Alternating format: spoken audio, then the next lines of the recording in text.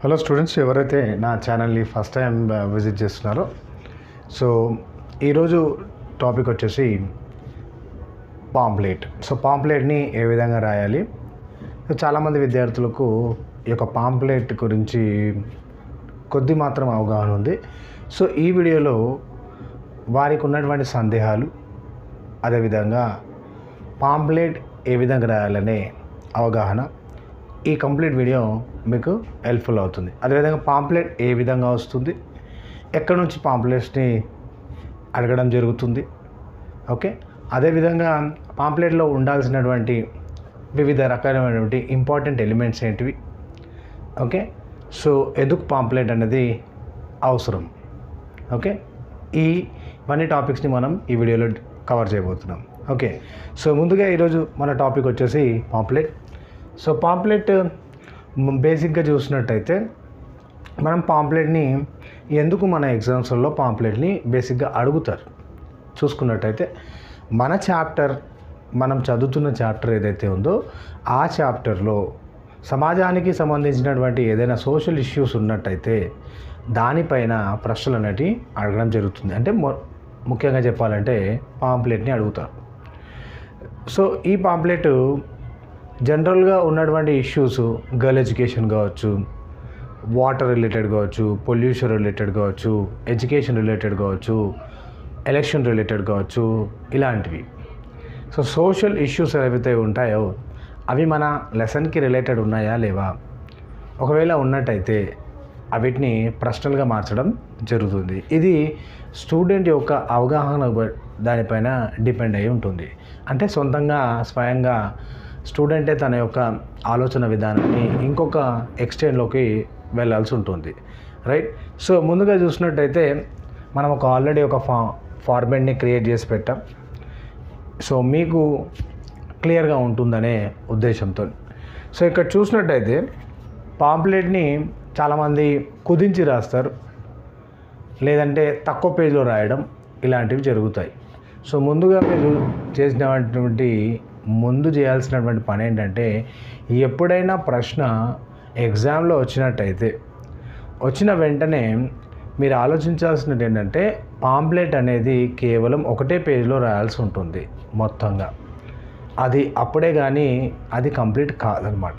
So కాబట్టి ఒక single page తీసుకోవాలి. ఆ సింగిల్ పేజ్లో 4 బార్డర్స్ వేయాలి. సో కంప్లీట్గా అందంగా బార్డర్స్ వేసిన తర్వాత, సో క్వశ్చన్ వాళ్ళే ఇస్తారు కాబట్టి ఎగ్జామ్లో prepare a pamphlet, create a pamphlet అని ఇస్తారు. సో విషయం ఏవైతే వాళ్ళు ఇస్తారో, అంటే టాపిక్ ఏదైతే ఇస్తారో, సో అది మనకు ఇంపార్టెంట్ అవుతుంది. ఆ టాపిక్ పైన మనము పాంప్లెట్ అనేది రాయబోతాం, ఓకే. సో ఇందులో పాంప్లెట్ మరి రాసేటప్పుడు తీసుకోవాల్సిన జాగ్రత్తలు ఏమిటి ముందుగా, ఓకే. సో ముందుగా చూసినట్టయితే మనకు టైటిల్ అనేది ఉంటుంది అతి ముఖ్యంగా.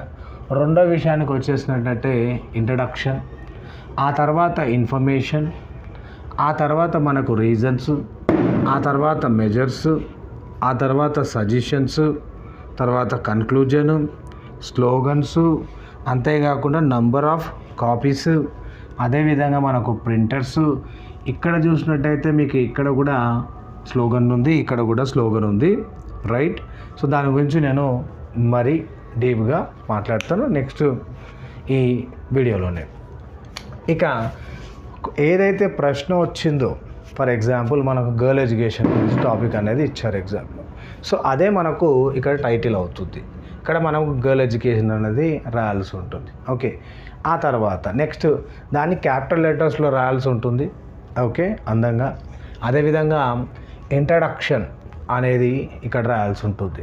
సో ఇంట్రడక్షన్ అనేది రాసిన తర్వాత ఈ ఇంట్రడక్షన్ని కేవలం 3 నుంచి 4 లైన్లు మాత్రమే రాయాల్సి ఉంటుంది. ఎందుకంటే మనకు టైం కూడా ఇంపార్టెంట్ కాబట్టి, సో తక్కువ టైంలో ఎక్కువ రాయాల్సి ఉంటుంది, ఎఫెక్టివ్గా రాయాల్సి ఉంటుంది. కాబట్టి మనం 3 to 4 లైన్స్ రాయగలిగితే మిగతా క్వశ్చన్ ఆన్సర్స్, ఆబ్జెక్టివ్ ఆ పార్ట్ని కూడా కవర్ చేయాల్సి ఉంటుంది. కాబట్టి సో 3 to 4 లైన్స్ రాస్తాం. ఏం రాస్తాం, okay. What you are going to write, ఏం రాస్తారు, ఏదైతే విషయం ఇవ్వడం జరిగిందో ఆ విషయాల గురించి 3 నుంచి మీరు ఏదైతే రాయబోతున్నారో దాని గురించి 3 నుంచి 4 లైన్లు రాశారు. ఆ తర్వాత నెక్స్ట్ వచ్చేసి ఇన్ఫర్మేషన్. మీకు ఈ సమస్య పట్ల ఎలాంటి అవగాహన ఉందో ఆ అవగాహన గురించి ఒక 4 నుంచి 5 లైన్లు ఇన్ఫర్మేషన్గా రాయాల్సి ఉంటుంది.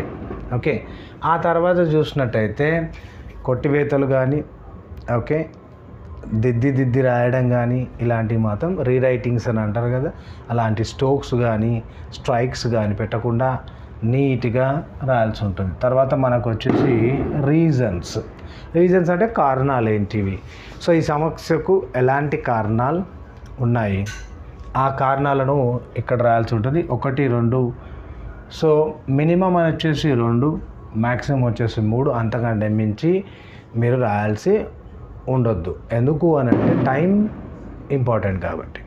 ఆ తర్వాత మెజర్స్ అంటే ఈ సమస్యను ఎట్లా ఆపాలి, ఏ విధంగా ఆపవచ్చు, మనం ఏం చేయొచ్చు అనే విషయాన్ని ఇక్కడ దాన్ని ఎట్లా ఏ విధంగా స్టాప్ చేయాలనేది మెజర్స్ అనేది. ప్రివెంట్ చేయొచ్చు, స్టాప్ చేయొచ్చు అనేది 1, 2, 3, మినిమం 2, మ్యాక్సిమం 3, అంతకంటే మించేది వెళ్ళొద్దు. ఆ తర్వాత మనం చూసినట్టయితే ఇక్కడ సజెషన్ అంటే ఈ సమస్య మళ్ళీ రాకుండా మీరేం చేయగలుగుతారు, మీకున్నటువంటి అవగాహన ఏంటి, ఇది కూడా 1, 2 దానికంటే మించి రాదు. ఓకే, 3 వెళ్ళకూడదు. ఓకే, సో 1, 2, 3 మినిమం చూడండి, మ్యాక్సిమం అయితే 3 చూడండి. Okay, conclusion. ఓవరాల్గా మీకు ఏం అర్థమైంది ఈ టాపిక్ పట్ల, ఓకే, మీ యొక్క వ్యూని, మీ యొక్క ఆలోచనలు ఇక్కడ కన్క్లూజన్లో 3 లైన్లు సరిపోతుంది, 2 నుంచి 3 లైన్లు సరిపోతుంది. అక్కడి వరకు స్టాప్ చేసేయచ్చు. ఆ తర్వాత వచ్చిన సరే ఈ పాంప్లెట్ అనేది ఏంటి, సమాజంలో జరుగుతున్నటువంటి అన్యాయాలను వీటిపైన మనకు అవేర్నెస్ క్రియేట్ చేయడానికి ఈ యొక్క పాంప్లెట్ అనేది మనం చేస్తాం. ఈ చేసినటువంటి పాంప్లెట్ని మన దగ్గర ఉంచుకోం కాబట్టి ప్రజలకు అందరికీ పంచాల్సి ఉంటుంది కాబట్టి మనం ఎవరికో ఒకరికి ఒక ప్రింటర్స్కి ఇస్తాం. సో కొన్ని కాపీస్ని ఇవ్వడం జరుగుతుంది ఆర్డర్గా. ఇచ్చినటువంటి కాపీస్ ఏవైతే వస్తాయో, అంటే ఎన్ని కాపీస్ అయితే మనం ఇచ్చామో నంబర్ ఆఫ్ కాపీస్ని ఇక్కడ రాయాల్సి ఉంటుంది. For example 500 copies, 300 copies, 200 copies అని రాసి ఆ తర్వాత మనం ఏ అయితే ప్రింటర్కి ఇచ్చామో ఆ ప్రింటర్ యొక్క పేరు అనేది డెఫినెట్గా ఈ ప్రదేశంలో రాయాల్సి ఉంటుంది, అంటే ఈ కార్నర్లో రాయాల్సి ఉంటుంది. నేను ఇక్కడ ABC@printers అని ఇచ్చాను. మీరు ఏదైనా ఇవ్వచ్చు, మీ పేరు రాసుకోవచ్చు లేదా ఇతర పేరు రాయొచ్చు. మీకు నచ్చినటువంటి పేరు ఇక్కడ రాసి ఇక్కడ ప్రింటర్స్ అని రాయండి. ఆ రాసిన తర్వాత ఇక్కడ చూడండి స్లోగన్స్ ఉన్నాయి. నేను ఇక్కడ ఇచ్చాను స్లోగను, ఇక్కడ ఇచ్చాను స్లోగను. మీకు ఎక్కడ రాయాలనిపిస్తే, ఎక్కడ అందుబాటులో వీలున్నటువంటి ప్రదేశం ఎక్కడ ఉందో ఈ ప్రదేశంలో స్పేస్ ఉన్నటువంటి ప్లేస్లో ఎక్కడన్నా మీరు రాయొచ్చు, దాంట్లో ఇబ్బంది ఏం లేదు. ఓకే, ఒకవేళ మీరు డ్రా చేయగలిగితే, ఒక మంచి ఫిగర్ని వేయగలిగితే, మంచి బొమ్మను వేయగలిగితే వేయచ్చు. వేసి ఈ యొక్క పాంప్లెట్ని ఇంకొక ఎక్స్టెన్షన్ అంటే అందంగా క్రియేట్ చేయడానికి మీరు ప్రయత్నించవచ్చు. అంతేకాకుండా సార్ మీరు పెన్తో రాయాలా, పేపర్తో రాయాలా, అంటే పెన్తో రాయాలా, పెన్సిల్తో రాయాలా, పెన్సిల్తో రాయాలా, క్రియాన్స్తో రాయాలా, స్కెచ్తో రాయాలా అంటే అది మీ పైన ఆధారపడి ఉంటుంది. మీరు ఎంత అందంగా చేస్తారో అంత బాగుంటుంది. సో ఎగ్జామినర్కి అట్రాక్ట్ చేయడానికి మీరు ఏ విధంగా చేయొచ్చు, జనరల్ టాపికే కాబట్టి సో అట్రాక్ట్ చేయొచ్చు. సో క్రేయాన్స్ యూజ్ చేస్తారా, పెన్సిల్ యూజ్ చేస్తారా అనేది మీ ఇష్టం. So depends upon you. Okay, so ఆ విధంగా మనం పాంప్లెట్ అనేది పూర్తిగా కంప్లీట్గా చేసిన తర్వాత సో ఈ విధంగా కలర్ఫుల్గా ఎలా మీరు అంటే బేసిక్ ఇదేంటి కలర్ఫుల్గా ఎలా చేయాలనుకుంటే అలా చేసుకోవచ్చు. సో బేసిక్ ఇదేంటే ఒక ఫార్మాట్ని మాత్రమే నేను చూపించాను. ఏదన్నా టాపిక్ వచ్చినప్పుడు ఆ టాపిక్కి సంబంధించిన దాన్ని మనం ఈ యొక్క మెయిన్ ఎలిమెంట్స్ని ఒక్కసారి మనం చూసుకోవాల్సి ఉంటుంది. ఇవి ఇంపార్టెంట్ అంట, 4 మార్క్స్ ఇంపార్టెంట్ అనమాట.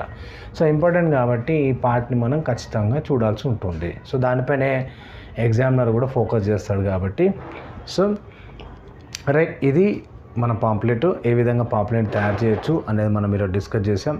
సో రానున్న వీడియోలలో మరిన్ని ఇలాంటి కాన్సెప్ట్స్ కూడా మనం డిస్కస్ చేయబోతాం. రైట్, సో ఈ ఒక వీడియో మీకు హెల్ప్ఫుల్ అవుతుందని భావిస్తూ థ్యాంక్ యూ సో మచ్.